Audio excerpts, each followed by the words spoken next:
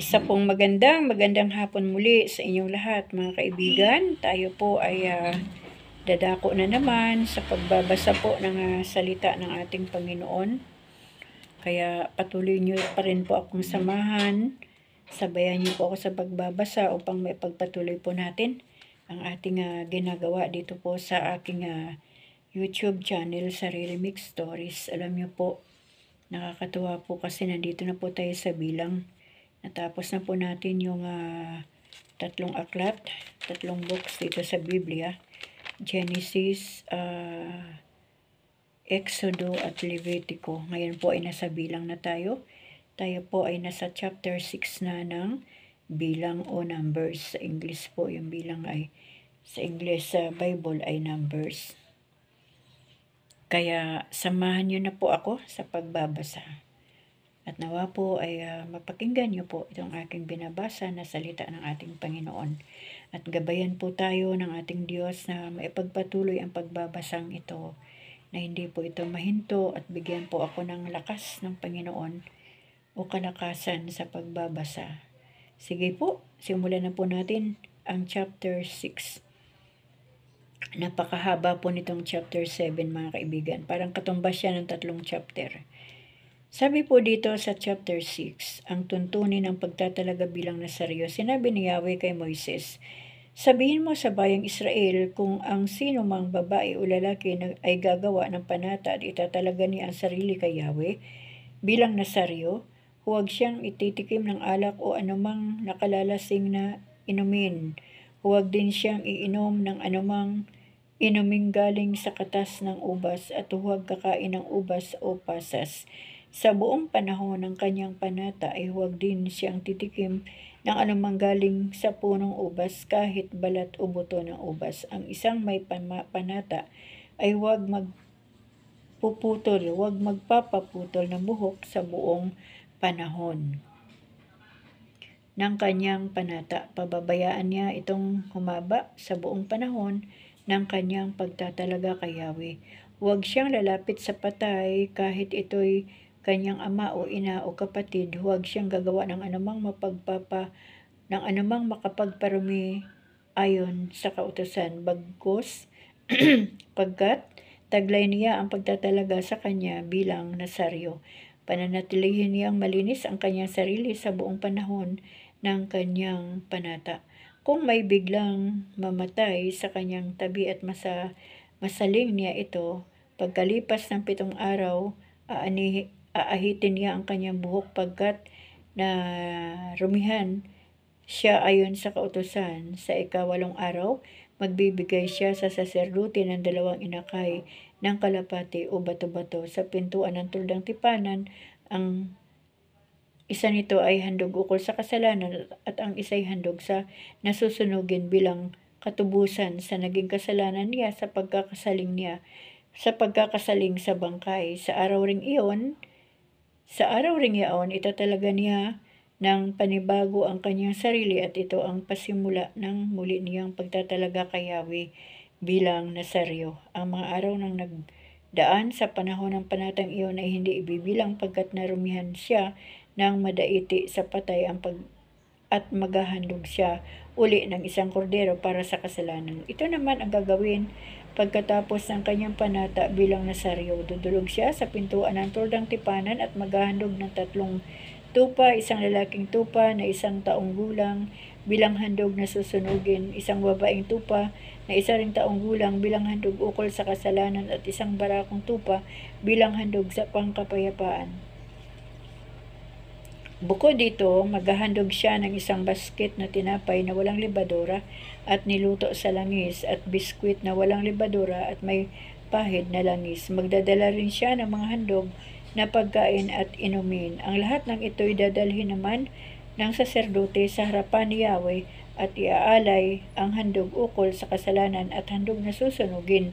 Ang handog na pangkapayapaan ay ihandog niyang kasama ang basket ng tinapay na walang libadura, saka isusunod ang handog na pagkain at inumin. Pagkatapos, aahitin ng Nasaryo ang kanyang buhok at susunugin sa apoy. Ang pinagsunugan ay handog pangkapayapaan, at kukunin naman ng saserdote ang paypay ng handog ng kapayapaan ng handog pangkapayapaan, samahan ng isang tinapay na walang libadura at isang biskwit na ilalagay sa kamay ng Nasaryo.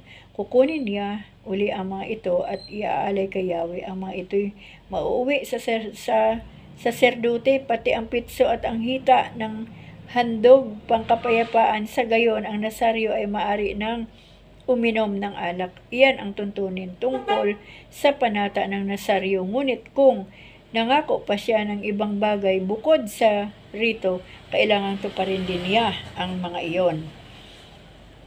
Ang basbas ng mga saserdote, sinabi ni Yahweh kay Moises, sabihin mo kay Aaron at sa kanyang mga anak na ito ang sasabihin nila sa pagbibindisyon nila sa mga Israelita. Pagpalain ka nawa at ingatan ni Yahweh. Naway kahabagan ka niya at subaybayan, lingapin ka nawa niya at bigyan ng kapayapaan. Ganito nila babanggitin ang pangalan ko sa pagbibindisyon sa mga Israelita at pagpapalain ko ang mga ito. Ayan mga kaibigan, antindi po, yun pala ang Nasaryo ay yun po yung mga nagpapanata. At dito po, ang mamanata po nung mga panahon na iyon ay talaga pong may handog. Hindi po yung kanyang sarili, yung kanyang sasaktan, kundi talagang maayos po ang tuntunin sa paghahandog. At marami pong bagay na ihahandog. May pangkapayapaan, merong handog para sa kasalanan. Yan po ang mga hindi po natin alam na nangyari noong panahon ng mga Israelita.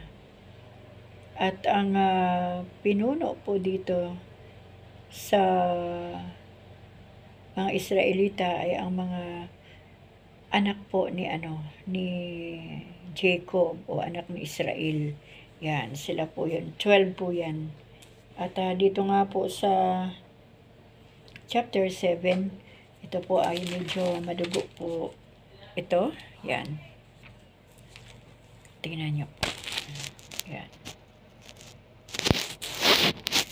Ay, mga kaibigan, sorry po ha. Nasira po kasi yung handle ng aking cellphone, kaya hindi ko po maiplasta na mabuti ang aking cellphone. Kailangan patong-patong lang siya sa mga mesa. So, yun po. Ang ibig sabihin ng Nasaryo ay namamanata kay Yahweh at hindi po pwede yung, sabi po dito sa last nating pagkatapos ng kanyang pamanata, kung ilang araw man yan, pwede na siyang uminom ng alak. Pero hindi po dito sinabi ng Panginoon na maglasing ka o sumubra ka ng pag-inom. Kasi kumbaga panglinis po kasi yan ng alak sa katawan ng tao. Yan po ang mga sinasabi nila. So, basahin ko po ang chapter 7 mga kaibigan. Pagpasensyahan nyo na po ha, kung medyo matagal po itong chapter 7. Sabi po dito sa chapter 7, ang mga handog sa pagtatalaga sa altar. Nang mayari ang tuldang tipanan, pinahiran ito ni Moises ng langis at itinilaga kay Yahweh. Gayon din ang mga kagamitan doon, ang dambana at ang lahat ng kagamitang ukol dito. Nang araw na yaon, ang mga pinuno ng Israel na nakatulong sa pagkuha ng senso ay naghandog kay Yahweh ng 6 na kariton ng 12 toro. Isang kariton sa bawat 2 angkan at isang toro sa bawat angkan. Sinabi ni Yahweh kay Moises, tanggapin mo ang mga handog nilang ito upang magamit sa paglilipat ng tuldang tipanan. Ibigay mo sa mga Levita ayon sa kanilang gawain. Kinuha nga ni Moises ang mga kariton at turo at ibinigay sa mga Levita. Ang 2 kariton at 4 na turo at ibinigay niya sa mga anak ni Gerson. Ang 4 na kariton ay 8 turo na ibinigay niya sa mga anak ni Merari. Ang lahat ay nasa ilalim ng pamamahala ni Itamar na anak ni Aaron. Hindi na niya binigyan ang mga anak ni Koat pagkat pasan nila ang mga sagradong bagay kung kailangang dapat ng lugar. Ang mga pinuno ng Israel ay nagdala rin ng nagdala rin ng kanilang handog para sa pagtatalaga ng altar. Dahil dito, Sinabi ni Yahweh kay Moises, sabihin mo sa kanilang sila'y maghahali-halili ng paghahandog araw-araw. Nang unang araw, ang naghandog ay si Naason na anak ni Aminadab at puno ng angkan ni Juda.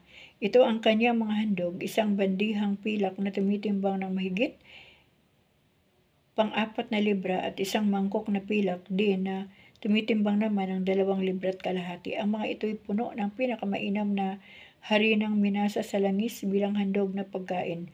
Naghandog pa siya ng isang platitong yari sa ginto at tumitimbang ng 4 na onsa at puno ng kamanyang. Nagdala pa siya ng isang toro, isang tupang barako at isang kordero bilang handog na susunugin. Nagdala rin siya ng isang kambing na lalaki bilang handog para sa kasalanan.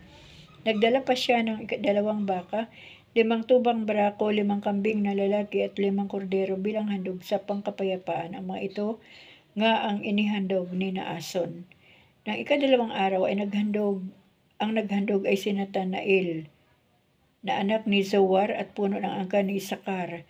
Ang inihandog niya ay isang bandihang pilak na tumitimbang ng mahigit 4 libra at isang mangkok na pilak din at tumitimbang naman ng 2 libra at kalahati. Ito'y kapwa puno ng pinakamainam na harinang minasa sa langis. Bilang handog na pagkain, naghandog din siya ng isang platitong ginto at tumitimbang ng 4 na onsa at ito'y puno ng kamanyang. Nagdala pa rin siya ng isang toro, isang tupang barako at isang kordero bilang handog na susunugin. Nagdala rin siya ng isang kambing na lalaki bilang handog ukol sa kasalanan. Nagdala siya ng 2 baka, 5 tupang barako, 5 kambing na lalaki at 5 kordero bilang handog pangkapayapaan. Ang mga ito nga ang inihandog ni Nathanael.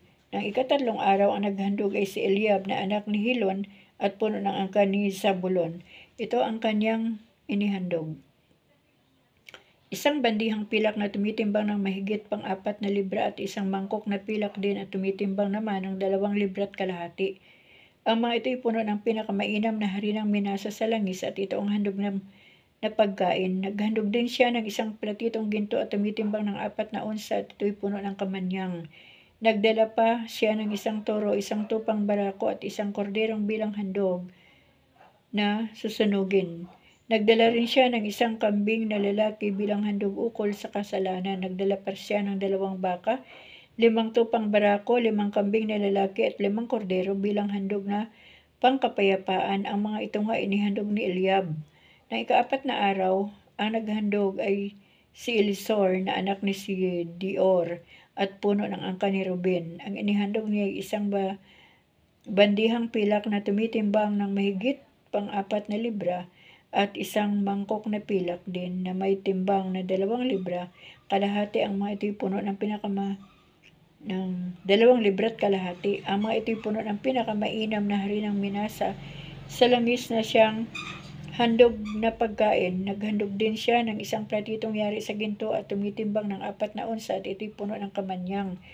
Nagdala rin siya ng isang toro, isang tupang barako at isang kordero bilang handog na nasusunugin. Nagdala rin siya ng isang kambing na lalaki bilang handog ukol sa kasalanan. Nagdala pa siya ng 2 baka, 5 tupang barako, 5 kambing na lalaki at 5 kordero bilang handog pangkapayapaan. Ang mga ito nga ang inihandog ni Elisor.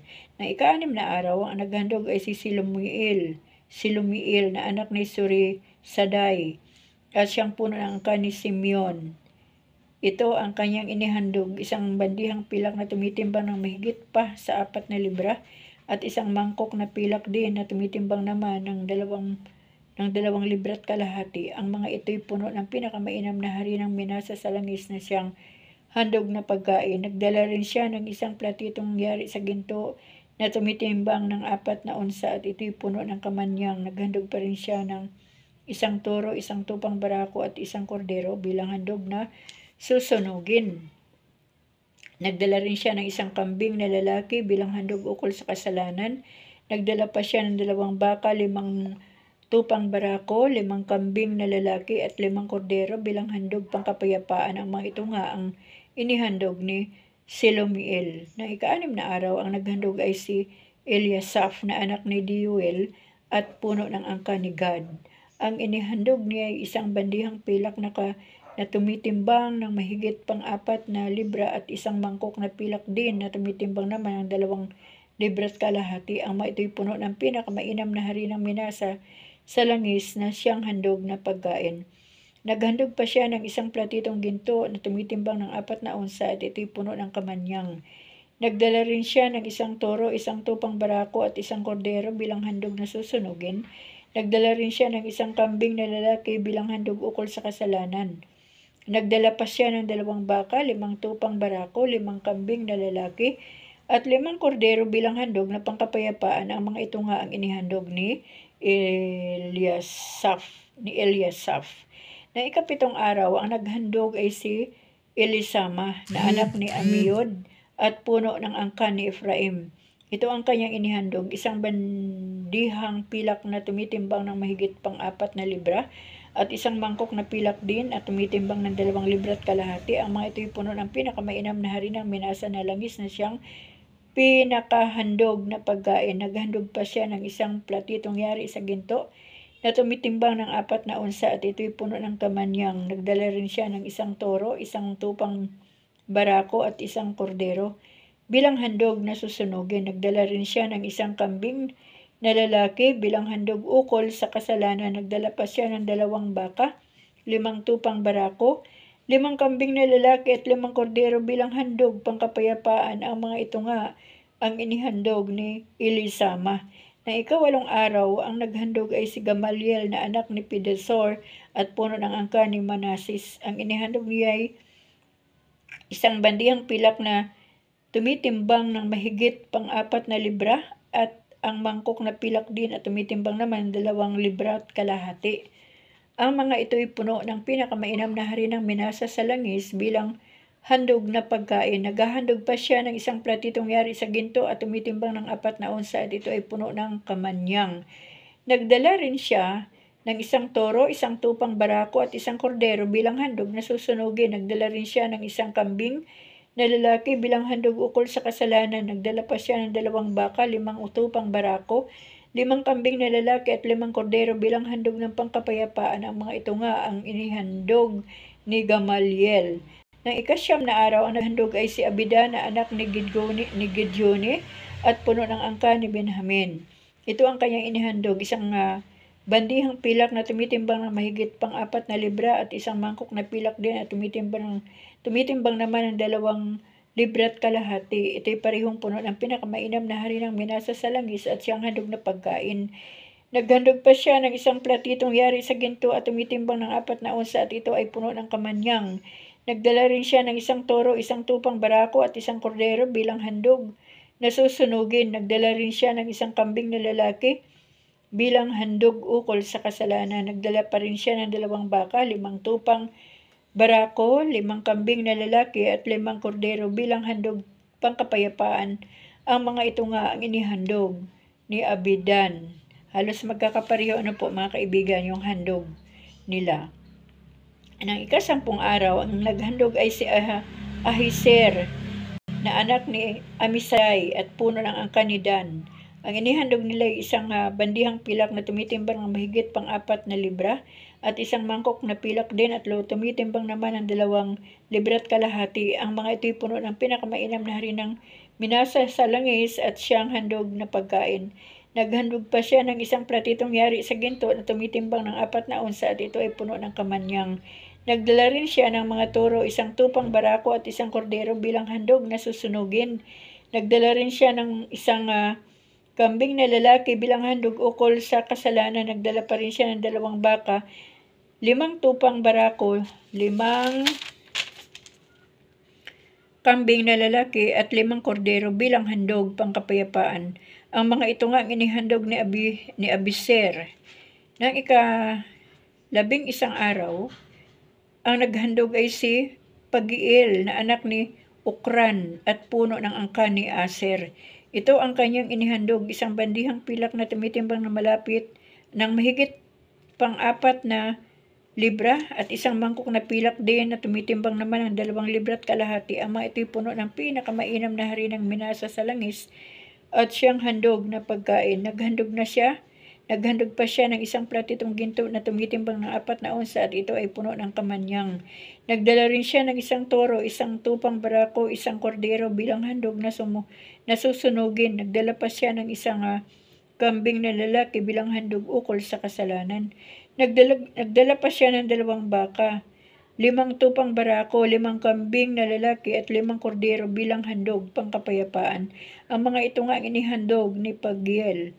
Nang 12 araw, ang naghandog ay si Ahira na anak ni Inan at puno ng angka ni Neftali. Ang inihandog niya ay isang bandihang pilak na tumitimbang ng mahigit pang 4 na libra at isang mangkok na pilak din na tumitimbang naman ng 2 libra at kalahati. Ang mga ito'y puno ng pinakamainam na harinang minasa sa langis at siyang handog sa pagkain.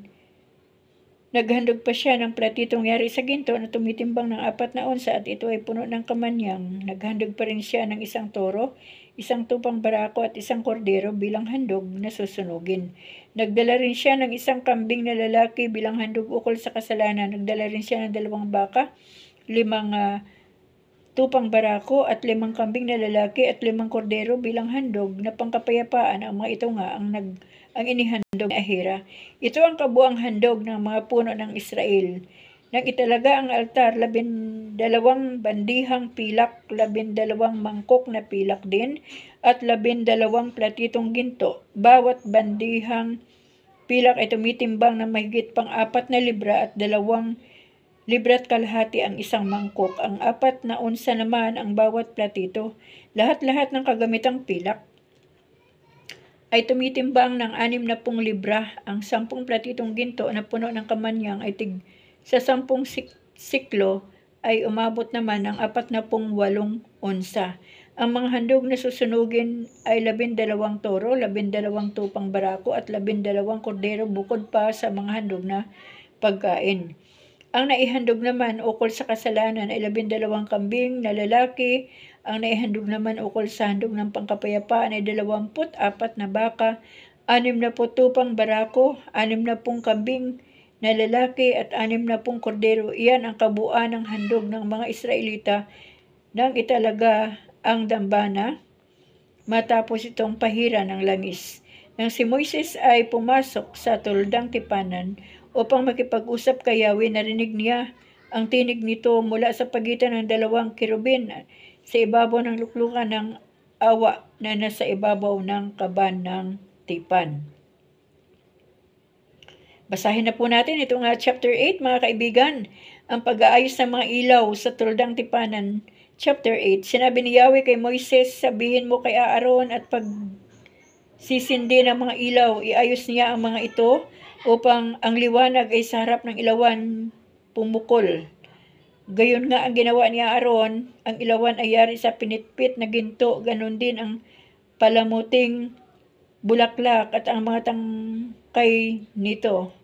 Ginawa ito ni Moises ayon sa parisang ipinakita sa kanya ni Yahweh.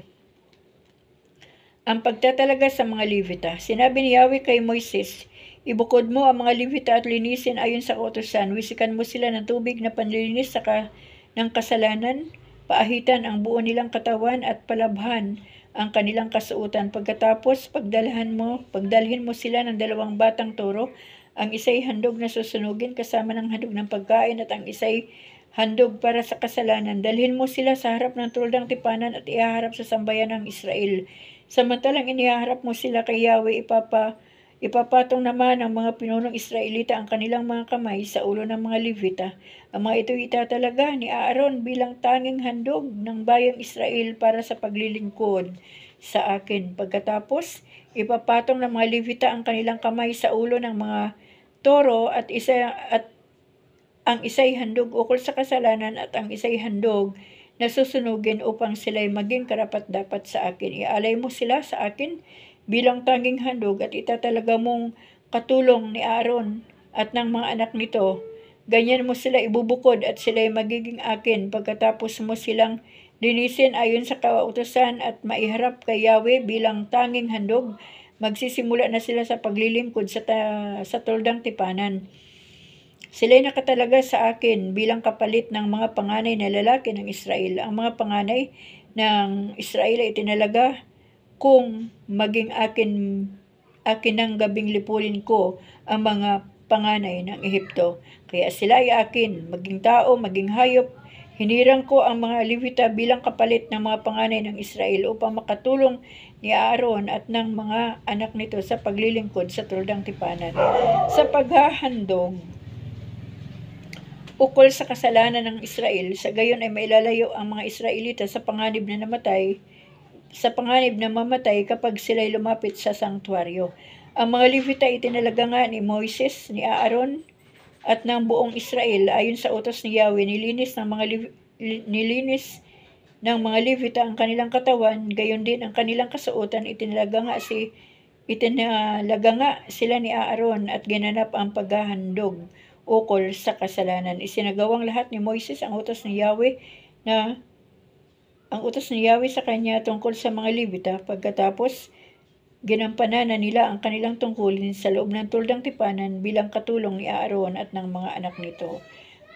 Ang itatagal ng panungkulan ng mga Levita. Sinabi ni Yahweh kay Moises, ganito ang magiging tuntunin tungkol sa mga Levita. Mula sa edad na 25, tutulong sila sa gawain sa loob ng tuldang tipanan. Pagdating nila ng 50 taon, mamahingahin na sila.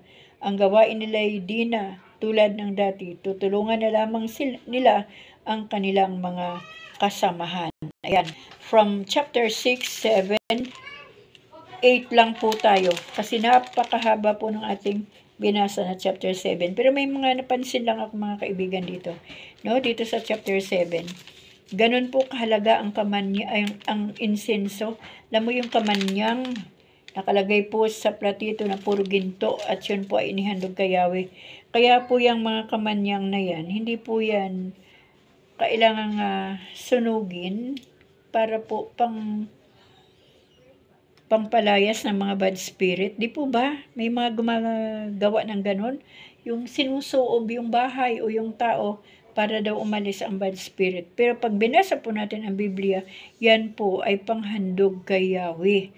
Yan po ay para sa Panginoon. Hindi po yan pangpalayas ng mga bad spirit. Ang alam ko po na magpapalayas sa mga bad spirit, ang isa sa pinakamabisa na pangalan ay walang iba kundi ang ating Panginoong Hesus. Kapag sinabi po natin sa bad spirit, in Jesus' name, lumayo ka, malusaw ka sa pangalan ni Hesus. Iyon po ang nakakalusaw ng bad spirit. Pero po itong kamanyang o itong insenso ay para po ito sa paghahandog sa ating Panginoon. Nawa po ay naunawaan po natin ang ating narinig na salita ng Diyos at ang ating binasa. Kaya mga kaibigan, maraming salamat sa Diyos dahil nasa bilang na po tayo. Ganyan pa po kakapal ang ating babasahin. Nawa po ay gabayan tayo ng Panginoon na matapos po natin ito sa loob ng isang taon ng 2024. Dumadating din po sa punto na parang